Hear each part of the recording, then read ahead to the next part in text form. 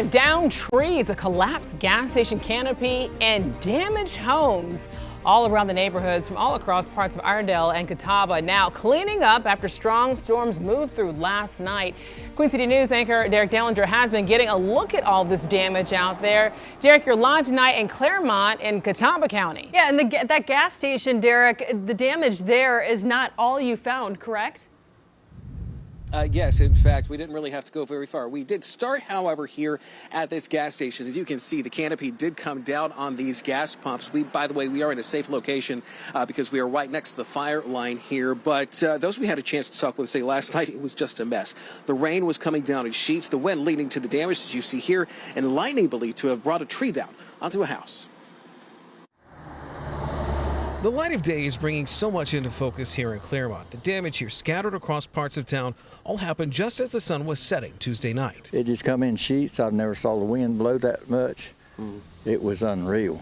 Jim Christenberry was one of those who had storm damage to his home, a tree in his yard coming down on the place he's called home for more than 5 decades. He says there was a very loud lightning strike that was quickly followed by a violent crash of a tree. He did not lose his home, but he knows he came close to it. The whole front porch was knocked in, all the guttering. We don't know the extent of the roof yet. Just down the road from him, a cleanup of a different sort. We had some limbs and stuff come down at our house. Yeah. So, and then I came up here to check out my garage, make sure it was doing okay, and then that's when I spotted this. Atul Gore is the gas station's owner. He says an employee called him about the storm damage. I live in Statesville. Yeah. And I told her it will take me 20 minutes to come from Statesville to here, and it was bad. Like, I said, oh my God. The station's canopy ripped to shreds. Add in the power issues. I can't do business for next, I don't know, 10 days, 15 days. This area was not the only one to see storm damage. In Statesville, a tree fell on a home there, likely from the same storm system that hit Claremont. Despite the damage, though, no reports of any major injuries, and the damage itself is not widespread. But for those that were hit, there's a realization that it could have been worse. If that tree would have turned a little bit more, went that way instead of long ways, it would have went to the center of the house. And they are thankful that it was not.